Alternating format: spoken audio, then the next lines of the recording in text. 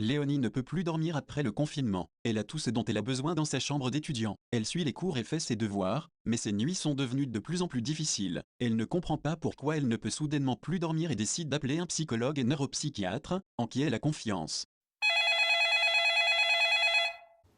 Bonjour docteur Germain, c'est Nomi. Désolée de vous déranger, mais j'ai beaucoup apprécié votre livre Dans l'ombre du raisonnement et ce que vous avez écrit sur le sommeil. En fait, je n'ai pas de problème de sommeil, mais depuis que nous avons été en confinement, je me rends compte que je passe des nuits plus en plus difficiles. Je suis en bonne santé et je n'ai pas besoin de voir un psychologue, mais j'aimerais pouvoir dormir comme avant. Pourriez-vous m'aider? Bonjour Léonie, cela me fait plaisir que vous m'appeliez pour demander conseil. Mais dites-moi d'abord, qu'est-ce que vous faites dans la vie? Je suis étudiante en troisième année de Sciences Po et j'habite en cité universitaire. Je n'ai jamais eu de problème de sommeil, mais depuis qu'on a eu le confinement l'année dernière, je n'arrive plus à dormir la nuit comme avant. Rassurez-vous Léonie, vous n'êtes pas la seule à rencontrer ces difficultés. Cela arrive actuellement à au moins un quart des étudiants. Vous dites un étudiant sur quatre? Oui, vous avez bien entendu. Une étude a été faite sur 70 000 étudiants et elle a montré que 27,5% d'entre eux souffrent d'anxiété sévère. Mais je n'ai pas d'anxiété. Mon problème, c'est que je ne dors plus très bien. D'accord, mais lorsque nous avons étudié les effets psychologiques du confinement, nous avons relevé plusieurs symptômes et les plus fréquents sont l'anxiété, les troubles du sommeil et la dépression. Mais je ne suis pas dépressive. Je n'arrive plus à dormir. Soit, mais vous voyez, ce sont les problèmes qui forment généralement un ensemble et je suis heureux d'entendre dire que vous avez su garder le moral. Ce n'est pas toujours la gloire, mais je ne suis pas déprimée. Je ne lâche pas et je continue à me battre. J'entends que vous ne vous sentez pas aussi heureuse que vous le souhaitiez. Mais revenons aux difficultés du sommeil qui vous préoccupent. Comment se passent vos jours et vos nuits? Le matin, j'ai besoin de temps pour rassembler mes idées et être prête à me mettre au travail. D'abord, je regarde les nouveautés sur les médias sociaux. J'attends de sentir un creux dans mon estomac avant de grignoter. Quand il le faut, je m'habille pour faire les courses. Sinon, je reste au chaud et je ne m'arrête pas de travailler parce que j'ai toujours quelque chose à faire ou à finir, et ça dure jusqu'à tard dans la nuit. Mais dès que je sens que mes yeux sont fatigués ou que je commence à bâiller, je fais une sieste pour me remettre en forme. Parfois, cela prend beaucoup plus de temps, parce que je suis alors vraiment fatiguée. Je ne supporte pas de voir les murs de ma chambre tout le temps, et je n'éteins pas la lumière le soir pour ne pas continuer à me retourner dans mon lit sans dormir. Je passe du temps sur mon téléphone portable pour oublier que je suis enfermée dans ma chambre. Vous n'êtes certainement pas la seule à qui cela arrive. Et c'est tout à fait typique en ce moment. Mais vous n'avez pas besoin d'être une magicienne pour vous en sortir. C'est vrai? Oui, assurez-vous, il n'y a rien de mal à cela. Ce sont des contraintes de confinement et de couvre-feu qui vous font changer vos rythmes habituels et perdre votre équilibre homéostatique. Je sais ce que vous allez me dire. J'ai lu votre livre. Mais il y a des gens qui restent longtemps en isolement et qui s'en sortent très bien, comme l'astronaute dans sa capsule ou même Mozart, que son ami a enfermé pour qu'il puisse finir d'écrire la musique de la flûte enchantée. Ne pensez-vous pas que je pourrais travailler encore mieux maintenant que je suis à la maison toute la journée et que je n'ai rien d'autre à faire? Il y a une différence fondamentale avec les astronautes. Eux ont choisi d'entreprendre leur voyage dans une capsule, alors que vous, pour vous, le confinement et le couvre-feu ont été imposés sans que on vous a laissé aucun choix. Cela change tout au niveau psychologique. Mozart, quant à lui, n'a vraiment pas choisi d'être enfermé, mais cela s'est fait dans un but précis pour lui laisser le temps de se consacrer à la musique qu'il voulait écrire sans être distrait. Oui, Laissez-moi quand même résumer les conseils essentiels de ce que vous avez déjà lu dans le chapitre 14 sur le sommeil et sur les rythmes circadiens dans le chapitre 12. Voici les règles essentielles à suivre. Lorsque nous sommes confinés à la maison, il est important de continuer à respecter l'heure et de se réveiller à une heure fixe. Il est essentiel de ne pas rester au lit à travailler, mais de se lever et de s'habiller correctement, sans oublier de faire quelques exercices physiques. Il est nécessaire de trouver un espace de travail bien séparé de l'endroit où l'on dort et de fixer également des horaires de travail tout en se ménageant du temps pour soi. Nous devons également continuer à prendre nos repas à des heures fixes et ne pas oublier de respecter une heure précise pour se coucher. Eh bien, tout cela a beaucoup de sens, et pourtant je l'ai mal fait jusqu'à présent. Je vais relire ce que vous avez écrit et en tirer meilleur profit. Ne vous découragez pas, Léonie.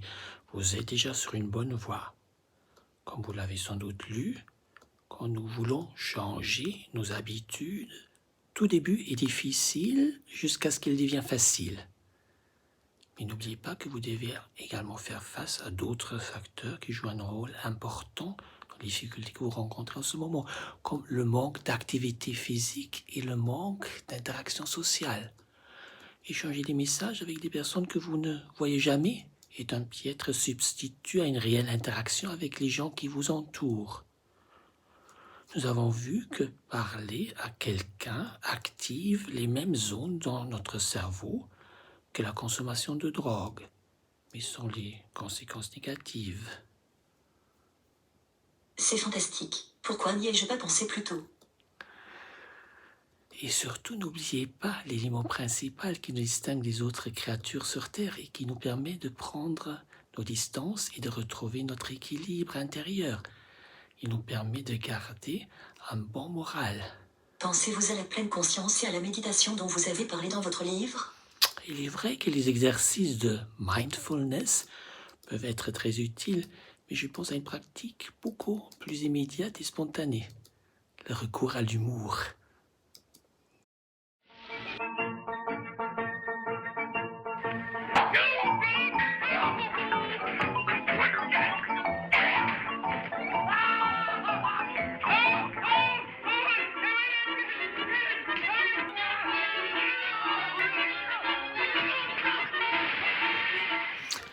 Cependant, il faut faire attention à ne pas vous laisser aller à une consommation excessive de télévision et de médias qui peut avoir des effets néfastes. Que voulez-vous dire par là?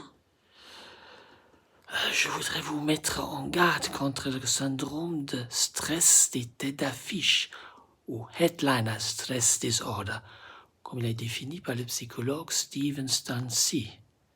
Il est causé par une trop grande couverture médiatique.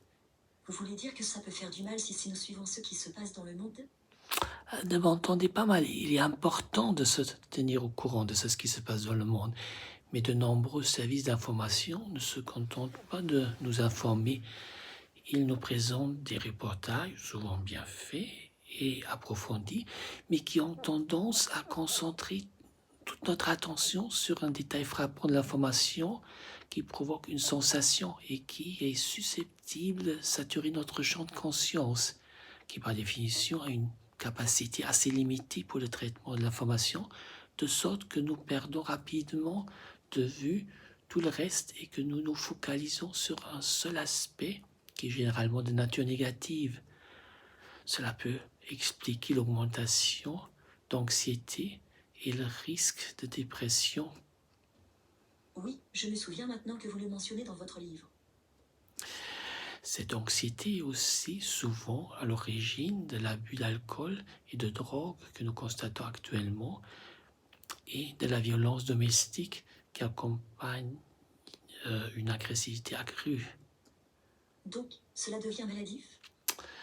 Certains reportages favorisent une augmentation de la peur de la mort qui, associée au stress actuel pour l'avenir économique dont beaucoup souffrent déjà, peut expliquer l'augmentation du taux de suicide que nous voyons actuellement. Devrions-nous arrêter de regarder les nouvelles à la télévision? Si vous pouvez limiter votre temps d'exposition aux mauvaises nouvelles liées à la crise sanitaire actuelle à 1 heure par jour, vous réduisez déjà de manière significative ces risques qui font partie de la psychologie du confinement. Vous vous souvenez peut-être du chapitre 11 qui en parle? Je dois absolument relire ces chapitres de votre livre. Si vous y retournez, n'oubliez pas de prêter également attention à ce que j'ai expliqué à propos des facteurs externes qui ont une influence directe sur notre disposition au sommeil, comme l'exposition à la lumière bleue émise par les écrans, qu'il faut donc éviter au moins 2 heures avant le coucher, et une baisse de la température dans la chambre. Docteur Jérôme, vous avez vraiment réussi à rassembler et à condenser dans ce petit livre non seulement votre expérience professionnelle, mais aussi toutes vos connaissances en tant que psychologue et psychiatre. C'est un véritable trésor de connaissances et de conseils pratiques. Merci beaucoup. Ah, vous êtes trop aimable.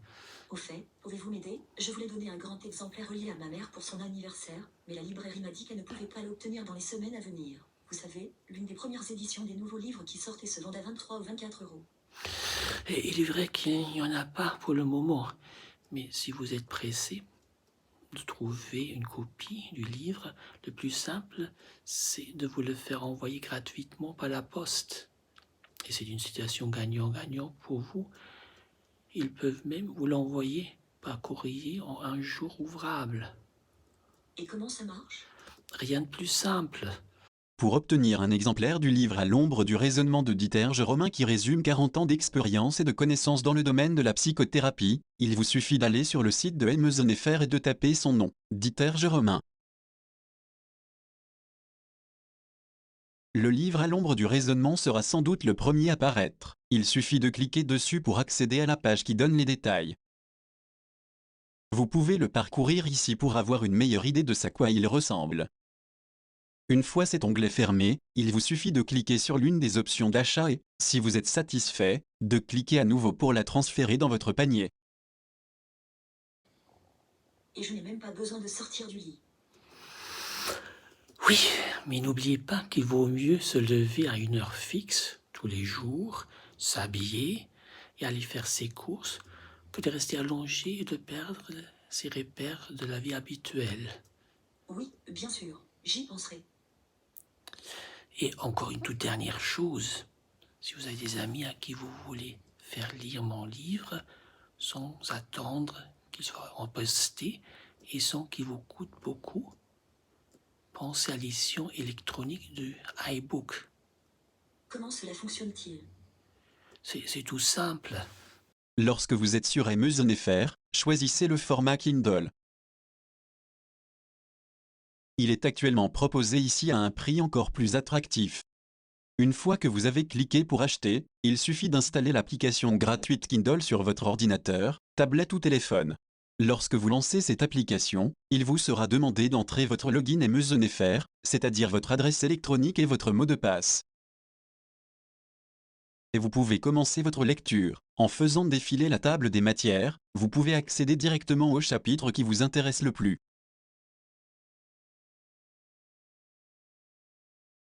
Vous pouvez également modifier la taille de la police pour une lecture plus confortable ou passer au format paysage en tournant votre tablette.